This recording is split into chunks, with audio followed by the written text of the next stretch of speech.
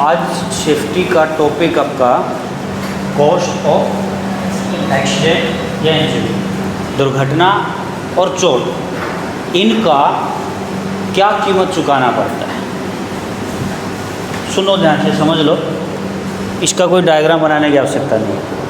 अभी जितना सुन के जाओगे, अगर वो आधा भी दिमाग में रहा, बात समझ आ जाएगी। कॉस्ट ऑफ एक्सीडेंट का तो समझ ही गए हो। कॉस्ट मतलब कीमत।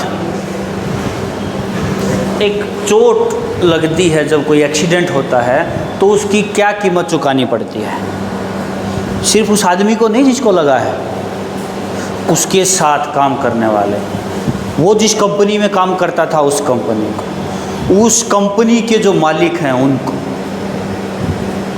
वहाँ जो प्रॉपर्टी थी उनको, जिस आदमी को साथ एक्सीडेंट हुआ है उसके परिवार को, इन सब को क्या कीमत चुकानी पड़ती है वो अभी आप सुनिए ध्यान से।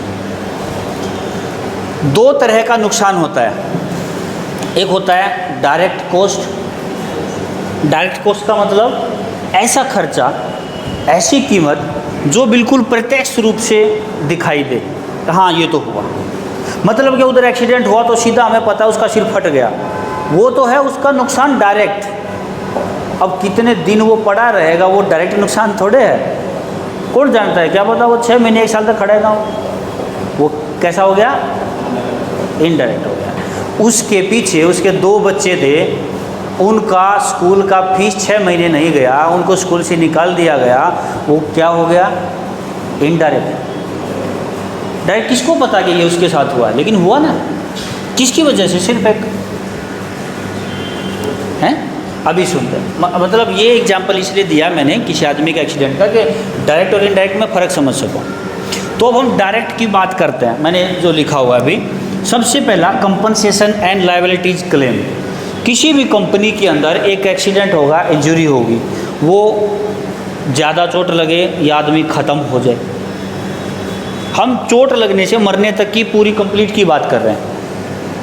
क्योंकि एक्सीडेंट हुआ तो कुछ भी हो सकता है ना, हमें थोड़े पता है क्या होगा, जो भी हुआ उसका परिणाम, उसकी बात करेंगे। कंपनसेशन एंड लायबिलिटी क्लेम, ठीक ठाक कंपनी चल रही थी, कोई दिक्कत नहीं है, एकदम से किसी को चोट लगी, नुकसान हुआ, एक से ज़्यादा घायल हुआ या एक ही हुआ या मर गया, उसकी लायबिलिटीज, उसके कंपनसेशन, उसके क्लेम, उसका पैसा, कितने लाख किस किस चीज़ का देना पड़ेगा कंपनी को, फोकट का गया ना, ठीक था ना। 10,000 12,000 15,000 रुपये महीना तनख्वाह में काम चल रहा था आदमी का ना, वो ख़त्म हो गया ना एक एक्सीडेंट की वजह से, कितने लाखों का नुकसान हो गया, घर बैठे बिठाए, सेकंडों में पता ही नहीं चला, हुआ कि नहीं, फालतू का गया ना पूरा पैसा कंपनी का।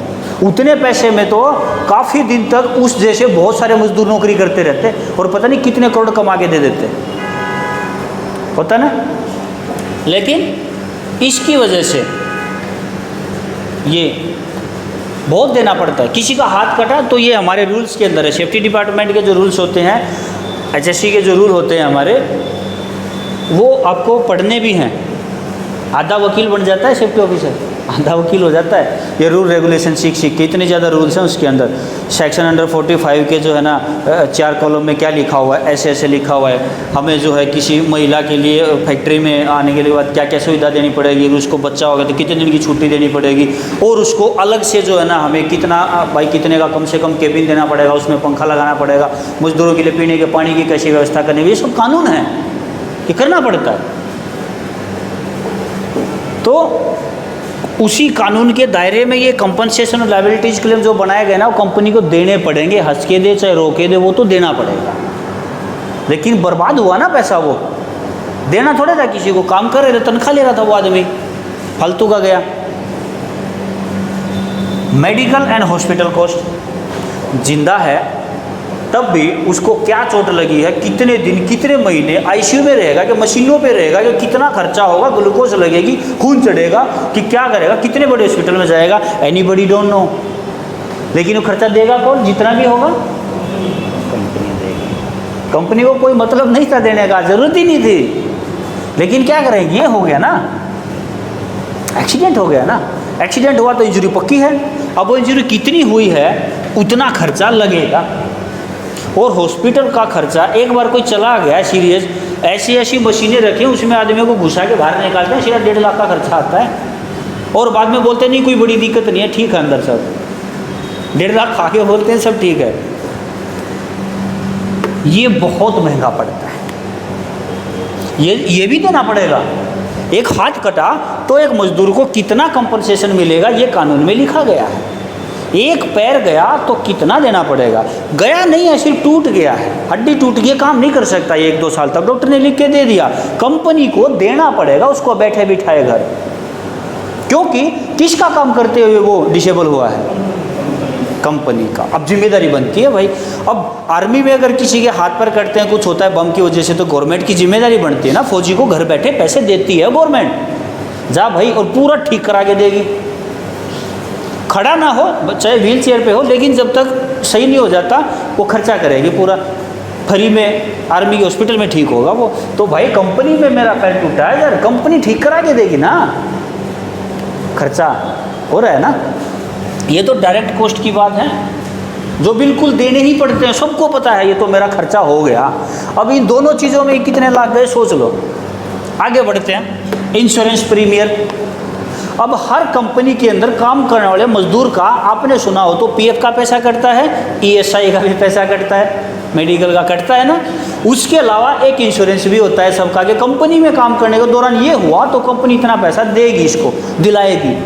क्योंकि उसकी जो कॉस्ट होते हैं इंश्योरेंस की, जैसे अपन LIC की किस्तें भरते हैं, हमारी वहाँ बीमे की किस्त ना कंपनी भरती हैं, तो क्लेम दिलाने का काम भी तो कंपनी का है। तो ये भी नुकसान गया, और कति खड़ा बिल्कुल दिखता है। ये तो कंपनी को अपनी जेब से देना है, ये जहाँ से इंश्योरेंस कराया था वहाँ से ला के देना है, देना पड़ेगा। उसके बाद इमरजेंसी एक्सपेंसेस, जिस टाइम तुरंत वो एक्सीडेंट हुआ, एम्बुलेंस चाहिए, तुरंत सीधे इमरजेंसी में किसी बड़े हॉस्पिटल में ले जाना पड़ेगा, क्योंकि मर गया ना, नाश हो जाएगा, बच गया खर्चा उठ लेंगे, कोई दिक्कत नहीं है, तो बड़े हॉस्पिटल में लेके जाएंगे सीधा। अब इमरजेंसी में कोई भी हॉस्पिटल के अंदर आदमी घुस गया तो उसका इमरजेंसी का खर्चा अलग है। अब वहाँ से पट्टी वट्टी करके कुछ देख के बोलेंगे नहीं सर ये नहीं है, इसको अभी इमरजेंसी में हमें बड़े PGI में रेफर करना पड़ेगा। अब वहाँ तक फिर से लेके जाओ, दिल्ली सर अपोलो में जाके होगा, यहाँ से फटाफट प्राइवेट एम्बुलेंस करो, उसके साथ 2 आदमी, साथ में मशीनें लगाओ, साथ में ग्लूकोज या खून चढ़ाते हुए लेके जाओ और वहाँ ले जाओ, और वो इससे बड़ा हॉस्पिटल वो और पेल देगा।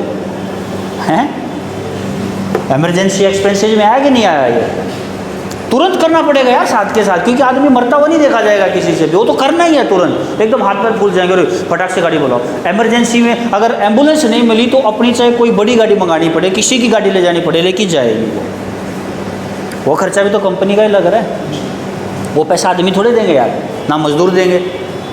इसके बाद accident related office expense. Office expense मतलब के ऑफिस के खर्चे बहुत सारे होते हैं जब एक्सीडेंट होता है। सुपरवाइजरों को काम पे लगाना पड़ता है, 2 4 5 आदमी उसके साथ जाएंगे जो गया हुआ था, पुलिस आएगी, वहाँ से जो ये मजदूर संगठन के ठेकेदार बैठे होते हैं ना, जिनका काम बस यही करना होता है, अब उनको भी खिलाना पिलाना पड़ेगा, बस चुप कराना है। अखबार में नहीं आना चाहिए, बेइज्जती हो जाएगी, गाड़ी रोक के रखनी पड़ेगी, सब कुछ लो, ये खर्चे तो देने ही देने पड़ेंगे भाई। ऑफिस एक्सपेंस और भी कई तरह के होते हैं एक्सीडेंट से रिलेटेड, क्योंकि रिपोर्ट बनवानी पड़ेगी एक्सीडेंट की, इन्वेस्टिगेशन कराने पड़ेंगे। अब ये सारे खर्चों के बाद हम इनडायरेक्ट, और भी बहुत सारे हैं लेकिन अपन उतना लंबा नहीं करेंगे इस चीज़।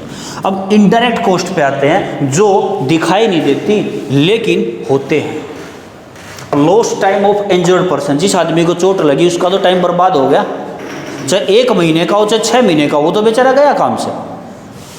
मरा तो कंपनी को सब कुछ देना पड़ेगा, नहीं तो खाली हॉस्पिटल में ठीक करा के ही तो देंगे उसको, टाइम तो बर्बाद हो गया बेचारे का।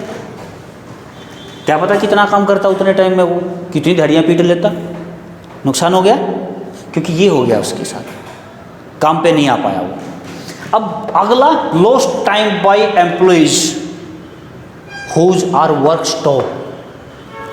उन एम्प्लॉइज का भी टाइम बर्बाद हो गया जिन्होंने उस समय पे काम बंद कर दिया। अपने यहाँ पे सोच के देखो, अगर किसी एक बच्चे को भी तुरंत ऐसे कुछ दिक्कत आ जाए तो अपन सारे परेशान होंगे कि नहीं? सारे उसके साथ भागेंगे उसको लेके, या यहीं बैठ के ऐसे करके देखेंगे उसको? जाएंगे। मेरा भी टाइम बर्बाद होगा, आपका भी बर्बाद होगा, अनिल सर का भी होगा। तो एक कंपनी में जहाँ पे ये एक्सीडेंट होता है ना, उसके आसपास चारों तरफ या पूरी कंपनी के ना बंद कर देते हैं काम पूरे।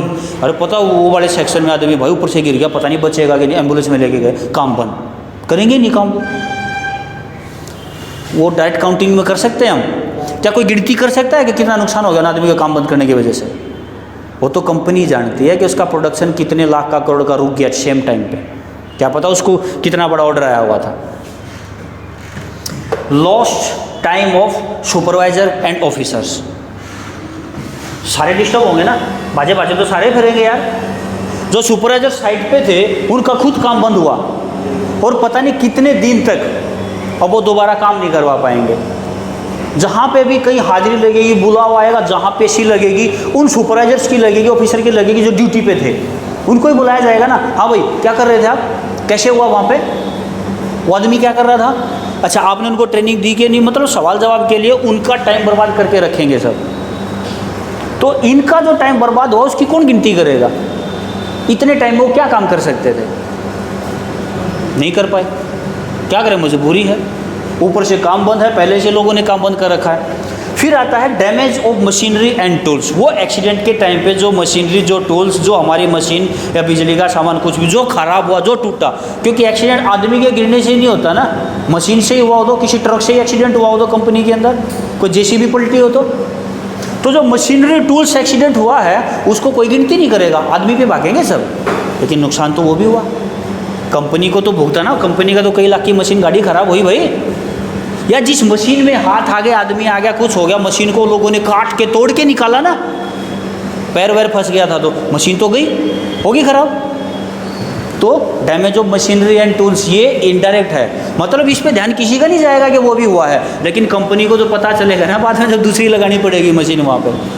वो तो कई लाख का नुकसान और हो गया और दिखाई भी नहीं दिया ना, कोई गिनवा सकते अजी ये भी हो गया हमारा, तो बोलेंगे साला यहाँ आदमी मर गया, भैंसो तेरे को मशीन की पड़ी हुई है, बता भी नहीं सकते यार। तो ये इनडायरेक्ट कॉस्ट में आता है। अब लॉस्ट ऑफ मोराल, मोराल मतलब हिम्मत, ताकत, साहस, काम करने का जज्बा, वो लॉस्ट खत्म हो जाता है एम्प्लॉयज़ का वहाँ पे काम करने का। जहाँ एक आदमी को चोट लग गई, एक्सीडेंट हो गया, अगर मर गया तो वहाँ तो बंदा काम नहीं करेगा दोबारा। उसके गांव का, जिले का अगर कोई आया होगा ना, वो तो नहीं करेंगे, क्योंकि उनके मन में हमेशा वही सीन घूमता रहेगा, यार नहीं मैं नहीं करूँगा। कुछ दिन के लिए तो बिल्कुल ही काम छोड़ के गाँव भाग जाएंगे, लेकिन काम किए बगैर तो ज़िंदगी नहीं कटती ना, वापस आना पड़ेगा, लेकिन वहाँ नहीं करेंगे। वहाँ अभी गए तो महीना 2 महीना बाद आए, कितना नुकसान हुआ है।